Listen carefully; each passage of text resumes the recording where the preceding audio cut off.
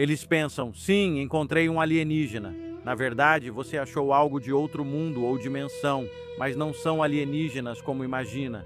Olá, pessoal, e bem-vindos ao programa Todd Coconato. Estou muito animado com nossos convidados de hoje. Vamos falar sobre anjos e demônios e a batalha pela sua alma. E olhe para o mundo agora.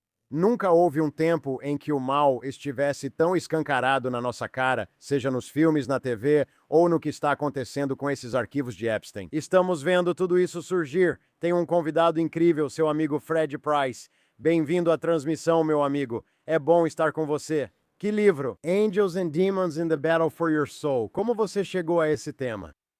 Em 2004, preguei sobre o inferno e senti que estava me encontrando no ministério, seguindo os passos do meu pai, que é pastor, Então, sem batalha espiritual ali, certo? certo? E, sabe, o foco dele era o tema da fé, que eu sabia que também seria algo que eu abordaria. Mas eu queria encontrar aquele caminho que fosse meu. Então eu comecei a estudar anjos e demônios, céu e inferno, e eu disse, é isso, uau! Então eu estou nesse caminho de descoberta há 22 anos e eu sempre soube que, em algum momento, quando eu escrevesse meu primeiro livro, seria sobre esse assunto. E aqui estamos nós. Aqui estamos nós. O que você descobriu que acha que a maioria dos cristãos não sabe sobre esse assunto? Tipo, existe algo que, você sabe, a igreja tradicional ou a maioria das pessoas não fala quando se trata de anjos e demônios? Sempre houve a suposição de que anjos caídos são demônios. Que os anjos que caíram com Satanás se tornaram demônios, certo?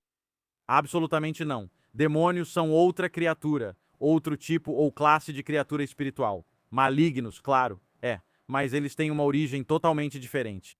Ao descobrir essa origem, percebi que muitos crentes provavelmente não sabiam disso. A maioria da igreja provavelmente pensa assim.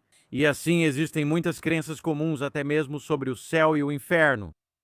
Alguns ainda pensam que o diabo vive lá, como se fosse seu endereço após um dia de trabalho. Afinal, onde está o diabo? Não está em South Park, mas onde então? Certo. Então ele anda por aí como um leão que ruge, procurando a quem possa devorar. E para devorar as pessoas, você tem que estar na terra se quiser devorar o povo de Deus, porque é aqui que estamos. Sim. Então, sabe, eu acho que ele monta sua base em diferentes lugares ao redor do mundo.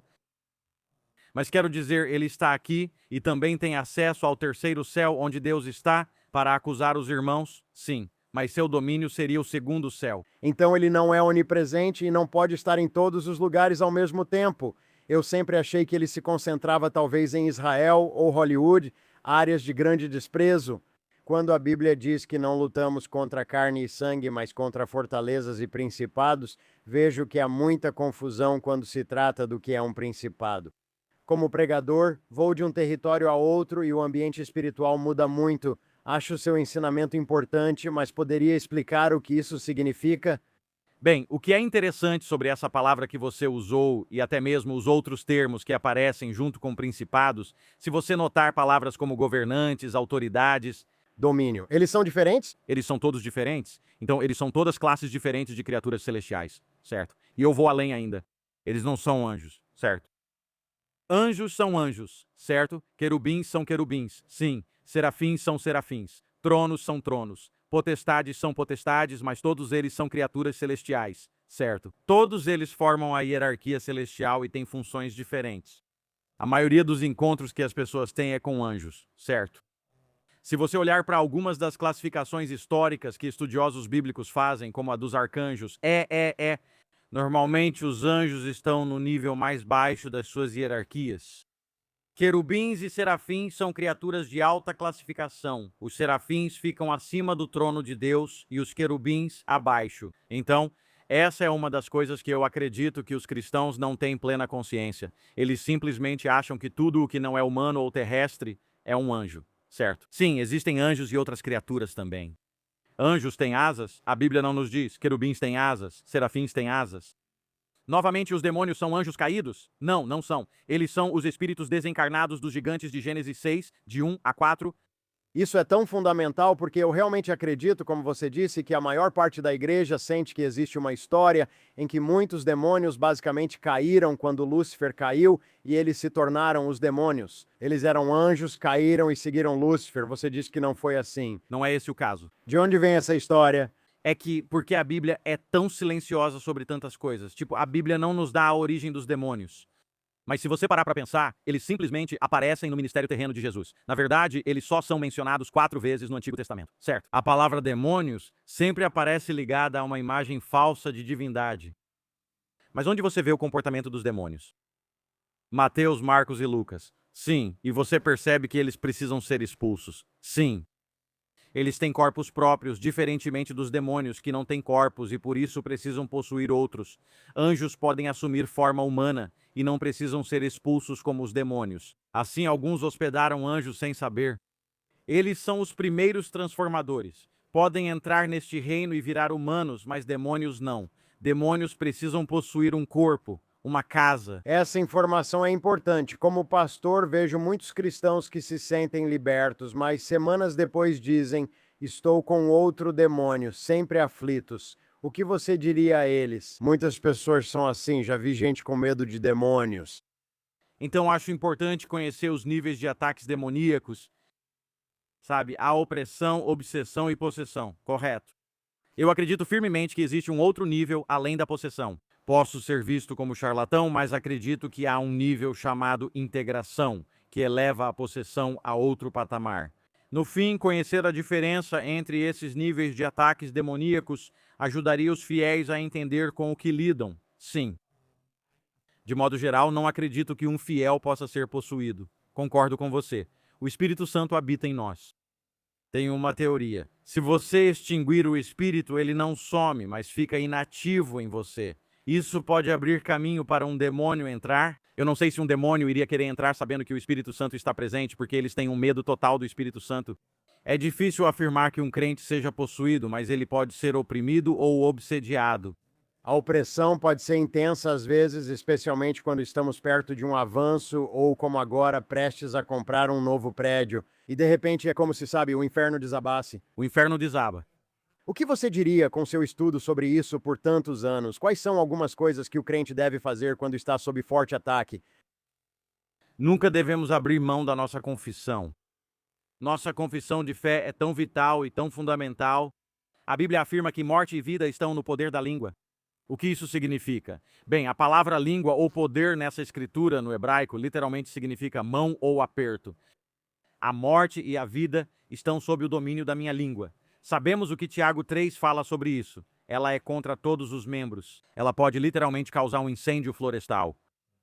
Então, os crentes precisam confessar, especialmente em meio a provações e tribulações. A Bíblia diz: considerem motivo de grande alegria, não se vocês caírem, mas quando vocês caírem. Então, eu já sei de antemão que vou cair em alguma coisa ou enfrentar alguma coisa.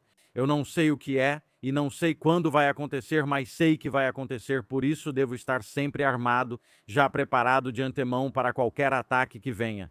E novamente, eu lido primeiro com esses ataques com o fruto dos meus lábios. Eu preciso estar falando a palavra, e quando eu falo a palavra, então minhas ações vão se alinhar com o que estou falando. Isso mesmo.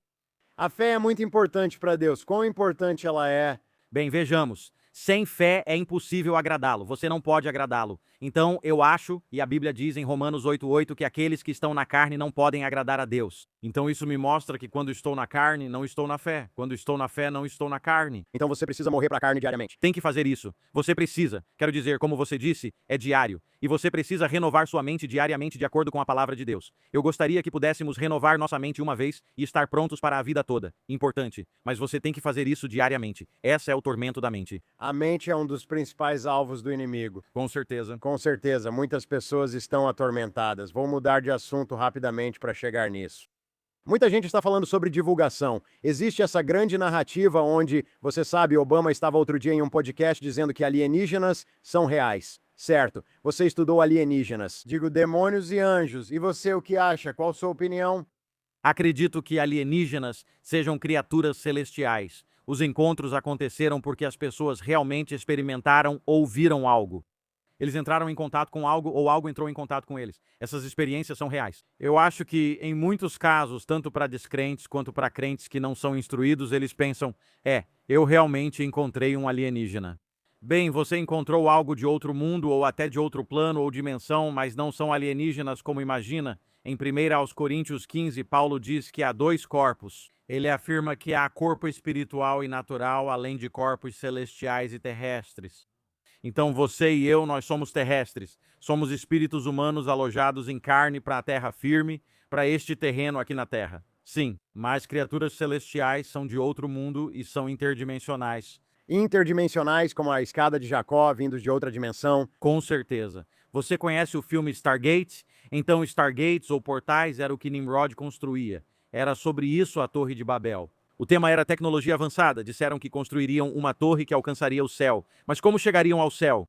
Eles ainda estariam construindo essa torre agora, porque o universo saiu na frente. Deus disse: haja luz. Ele nunca mandou a luz parar. É por isso que o universo ainda está se expandindo. Então, uma torre de verdade nunca alcançaria o céu. Então, como você vai chegar ao céu?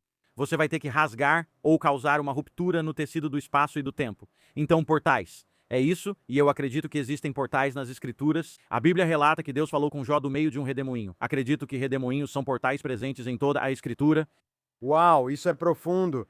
Então, para não ser enganado, já que a Bíblia diz que até os eleitos podem ser enganados, existe um grande engano que pode ocorrer em breve? Com certeza, com certeza. Cada dia é um dia mais perto da vinda do Senhor. E por isso vamos ver a ilusão aumentando, o engano aumentando. Isso está acontecendo. Zombadores e escarnecedores são sinais de que estamos mais próximos. Afinal, cada dia nos aproxima ainda mais. Então, sim, eu acredito que vai haver, sabe, uma grande apostasia no sentido de que haverá aqueles que começarão a se desviar e abandonar a fé. Sim. Mas eu também acredito que vai haver uma enxurrada de pessoas chegando ao mesmo tempo. Ao mesmo tempo. Como duas revoluções diferentes. Se a injustiça cresce, a justiça também deveria crescer. Por isso acredito em um grande engano e ilusão que vejo acontecendo agora. Está acontecendo. Estamos vendo isso agora mesmo. Então, o que você diria? E eles precisam pegar seu livro para entender, porque essa conversa está ótima. Com certeza. Antes de irmos, o que você diria ao crente desiludido agora? Eles estão distraídos, desanimados, vendo tudo o que acontece no mundo. Qual o seu conselho para eles? Bem, nós temos Jesus. Sim, é algo muito importante. É algo muito importante. É a coisa mais importante. Realmente é a resposta. Eu diria que para os incrédulos que estão buscando, este livro vai responder a muitas perguntas. Para o crente que talvez não esteja preparado, ou para o crente que pergunta por que tudo isso é importante, como isso impacta meu dia a dia. Meu Deus, a Bíblia diz que os anjos são espíritos ministradores enviados para servir não a nós, mas por nós, os herdeiros da salvação. Quem herdou a salvação ou é filho de Deus tem espíritos ministradores prontos para servir. É isso. E como o inimigo está aumentando seus ataques no reino espiritual, Deus está pronto para enviar seus emissários do reino espiritual. Mas como fazer esses agentes agirem a nosso favor? A Bíblia diz que eles obedecem à voz da sua palavra. Acredito que há diferença entre anjos obedecerem à voz dele e à voz da sua palavra. Se obedecessem só à voz dele, responderiam apenas a ele. Sim, os anjos respondem à palavra de Deus declarada. Como temos o direito de falar essa palavra, eles estão prontos para ministrar e agir em nosso favor. Você não precisa dizer, eu libero vocês. Anjos ou anjos vão amarrar isso. Apenas fale a palavra e viva a palavra, e eles agirão. Fale a palavra e viva a palavra. Você tem que fazer isso. É o principal. Esse é o principal. Por que não fazemos o principal? Precisamos fazer o principal. Não importam os relatórios, nem se tudo parece assustador. Estamos no time de Jesus. Continue declarando a palavra de Deus. Veja o Espírito Santo agir em nós e ficaremos bem. Mas não podemos ignorar a realidade. Não. Sabe? E agir como se tudo o que estamos ouvindo, você sabe, todos os arquivos estão sendo liberados. Certo? Mais avistamentos de UAPs. Sim. Fenômenos estranhos ocorrem no mundo todo. Por quê? Isso prepara o cenário para o fim dos tempos. Isso mesmo. IA, identidades digitais. Tem muita coisa. Certo, no seu livro você aborda todas essas questões? Eu não abordo IA, mas falo sobre muitas dessas outras coisas. Mas eu definitivamente tenho algumas coisas sobre IA que são interessantes. Tenho certeza de que você conhece o filme Matrix. Sim, esse filme saiu em 1999. Assisti recentemente e ele fala sobre o surgimento da IA. Todos sabemos como aquele filme terminou. Não estou dizendo que as máquinas vão dominar tudo. Certo.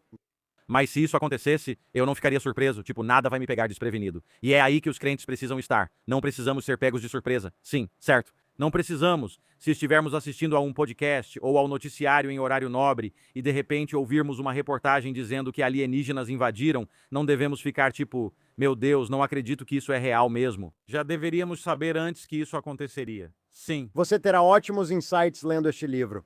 Há uma batalha pela nossa alma. Sei disso porque vim de Hollywood, onde também enfrentei essa luta e acabei ficando preso lá. Sim, mas este livro vai ajudar. Como as pessoas podem encontrá-lo?